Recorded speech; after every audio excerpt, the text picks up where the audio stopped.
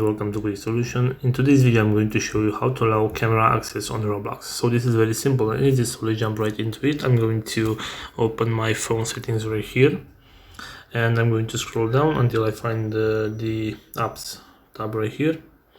And once this page is loaded up, what I have to do is of course search for the app that I want right now, which is Roblox. So I'm going to select the magnifying glass right here and I'm going to search for Roblox, and I'm going to open this one right here.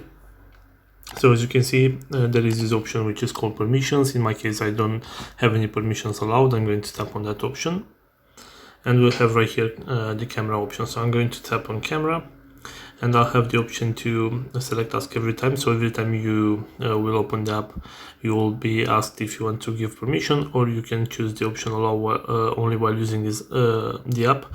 So basically this means whenever you are going to open the Roblox, you'll give automatically access to your camera to the app.